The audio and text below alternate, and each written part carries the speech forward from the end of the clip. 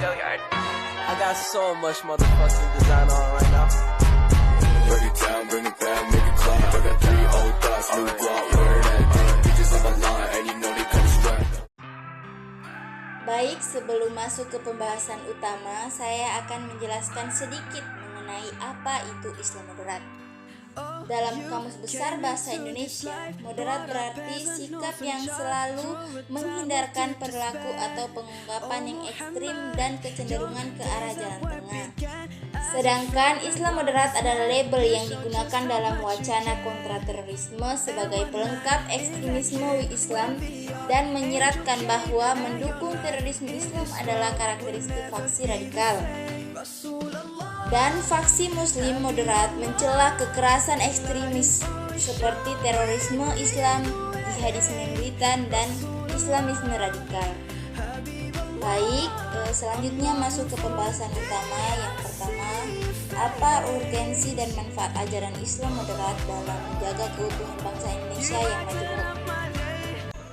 Indonesia dengan keanekaragaman budaya, agama, suku, bangsa yang dimiliki menunjukkan sebagai salah satu bangsa yang memiliki masyarakat multikultural atau majemuk. Keanekaragaman menjadi rahmat tersendiri jika dikelola dengan baik, menjadi keunikan dan kekuatan, namun pluralitas demikian dapat menjadi tantangan jika tidak disikapi dengan bijak dan arif, dapat menjadi ancaman perpecahan dan perseteruan yang dapat menggoyahkan keamanan sosial.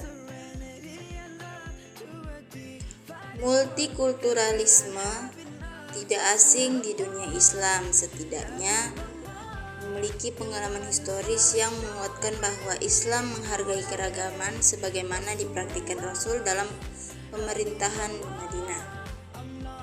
Negara Kesatuan Republik Indonesia merupakan negara yang pluralistik dan memiliki 2 modalitas yang penting yang membentuk karakternya yang multikultural, yaitu demokrasi dan kearifan lokal. Sebagai nilai yang dipercaya dan dipahami dapat menjaga kerukunan umat beragama.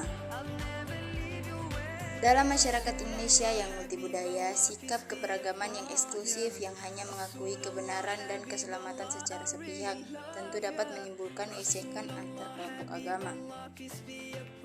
Konflik keagamaan yang banyak terjadi di Indonesia umumnya dipicu adanya sikap keberagaman yang eksklusif serta adanya kontestasi antar kelompok agama dalam meraih dukungan umat yang tidak dilandasi sikap toleransi, karena masing-masing menggunakan kekuatannya untuk menang sehingga memicu konflik. Konflik kemasyarakatan dan pemicu disharmoni masyarakat yang pernah terjadi di masa lalu berasal dari kelompok ekstrim kiri komunisme dan ekstrim kanan Islamisme. Namun sekarang ini ancaman disharmoni dan ancaman negara kadang berasal dari globalisasi dan Islamisme yang oleh Yahudi disebut sebagai 2 fundamentalisme pasar dan agama. Dalam konteks fundamentalisme agama, maka untuk menghindari disharmoni perlu ditumbuhkan cara beragama yang moderat. Dalam melihat dan menyelesaikan satu persoalan, Islam moderat mencoba melakukan pendekatan kompromi dan berada di tengah-tengah dalam menyikapi sebuah perbedaan, baik perbedaan agama ataupun mazhab. Islam moderat mengedepankan sikap toleransi, saling menghargai dengan tetap meyakini kebenaran keyakinan masing-masing agama dan mazhab, sehingga semua dapat menerima keputusan dengan kepala dingin tanpa harus terlibat dalam aksi yang anarkis. Dengan demikian, moderasi beragama merupakan sebuah jalan tengah di tengah keberagaman agama Indonesia. Moderasi merupakan budaya Nusantara yang berjalan seiring dan tidak saling menegasikan antara agama dan kearifan lokal, tidak saling mempertentangkan namun mencari penyelesaian dengan toleran. Dalam konteks beragama, memahami teks agama saat ini terjadi kecenderungan terpolarisasinya pemeluk agama dalam 2 kutub ekstrim. Satu kutub terlalu mendewakan teks tanpa menghiraukan sama sekali kemampuan akal atau nalar. Teks kitab suci dipahami lalu kemudian diamalkan tanpa memahami konteks. Beberapa kalangan menyebut kutub ini sebagai golongan konservatif. Kutub ekstrim yang lain, sebaliknya, yang sering disebut kelompok liberal, terlalu mendewakan akal pikiran sehingga mengabaikan teks itu sendiri.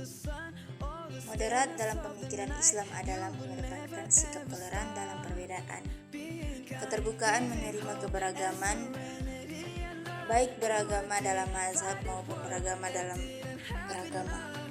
Perbedaan tidak menghalangi untuk menjalin kerjasama dengan asas kemanusiaan. Meyakini agama Islam yang paling benar tidak berarti harus melecehkan agama orang lain, sehingga akan terjadilah persaudaraan dan persatuan antar agama, sebagaimana yang pernah terjadi di Madinah di bawah komando Rasulullah SAW. Moderasi harus dipahami, ditumbuh kembangkan sebagai komitmen bersama untuk menjaga keseimbangan yang paripurna, di mana setiap warga masyarakat apapun suku, etnis, budaya, agama, dan pilihan politiknya mau saling mendengarkan satu sama lain, serta saling belajar melatih kemampuan mengelola dan mengatasi perbedaan di antara mereka. Untuk mewujudkan moderasi tentu harus dihindari sikap inklusif.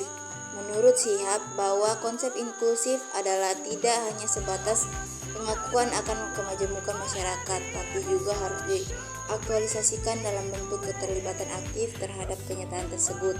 Sikap inklusivisme yang dipahami dalam pemikiran Islam adalah memberikan ruang bagi keragaman pemikiran, pemahaman, dan persepsi keislaman.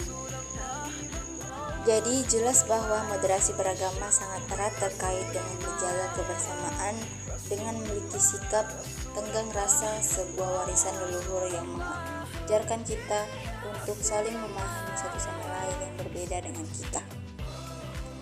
Jadi kesimpulan dari saya itu penting sekali moderasi dalam beragama ini ditanamkan di Indonesia, karena Indonesia sendiri yang kita ketahui itu memiliki banyak sekali agama, budaya, ras, suku, serta perbedaan-perbedaan lainnya, yang dimana itu akan dapat menimbulkan konflik jika tidak ada satu atau hal yang dapat mengikat atau membuat mereka itu bersatu. Jadi betul-betul Islam yang moderat ini sangat penting untuk diterapkan di Indonesia sampai kapanpun itu, agar tidak ada yang namanya perpecahan dan konflik antar agama maupun suku, ras, dan lain sebagainya. Baik, selanjutnya masuk ke pembahasan yang kedua. Apa saja upaya yang dapat dilakukan dalam menangkal paham radikalisme? Menurut pendapat saya, yang dapat dilakukan untuk menangkal paham radikalisme yang pertama yaitu memperkenalkan ilmu pengetahuan baik dan benar. Karena pengenalan tentang ilmu pengetahuan ini seharusnya sangat ditekankan kepada siapapun, terutama kepada para generasi muda. Hal ini disebabkan pemikiran para generasi muda yang masih mengembara karena rasa keingintahuannya, apalagi terkait suatu hal yang baru seperti sebuah pemahaman terhadap suatu masalah dan dampak pengaruh globalisasi. Hal yang kedua yang dapat kita lakukan yaitu memahamkan atau memberikan pemahaman tentang ilmu pengetahuan yang baik dan benar. Karena tentunya tidak hanya sebatas mengenal, pemahaman terhadap yang dikenal juga diperlukan. Sedemikian sehingga apabila pemahaman dan ilmu pengetahuan baik ilmu umum dan ilmu agama sudah tercapai, maka kekokohan pemikiran yang dimiliki akan semakin kuat, terutamanya kepada para generasi muda. Yang ketiga, meminimalisir kesenjangan sosial. Kesenjangan sosial yang terjadi juga dapat memicu munculnya pemahaman radikalisme dan tidak terorisme.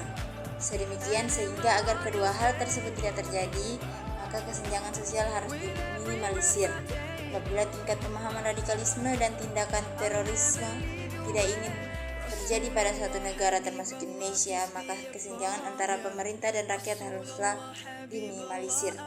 Caranya ialah pemerintah harus mampu merangkul pihak media yang menjadi perantara dengan rakyat sekaligus melakukan aksi nyata secara langsung kepada rakyat. Cara yang keempat yaitu ikut aktif mensosialisasikan radikalisme dan terorisme. Mensosialisasikan di sini bukan berarti kita mengajak untuk menyebarkan paham radikalisme dan melakukan tindakan terorisme, namun kita mensosialisasikan tentang apa sebenarnya radikalisme dan mengajarkan bahwa radikalisme dan terorisme itu bukanlah tindakan yang baik dan dapat merusak suatu negara. Cara yang terakhir atau yang kelima, menyaring informasi yang didapatkan. Menyaring informasi yang didapatkan juga merupakan salah satu cara yang dapat dilakukan untuk mencegah pemahaman radikalisme dan tindakan terorisme.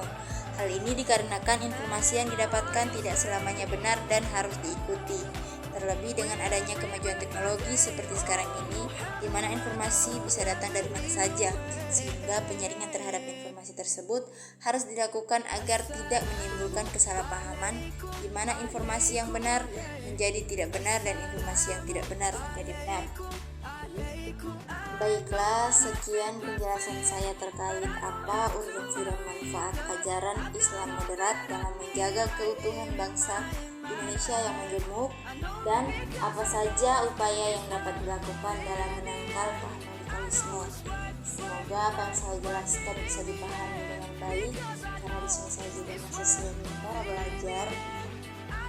Setelah itu datangnya dari Allah, yang tidak seperti itu datangnya dari saya. Sekian, wabillahi taufiq wal hidayah. Wassalamualaikum warahmatullahi wabarakatuh.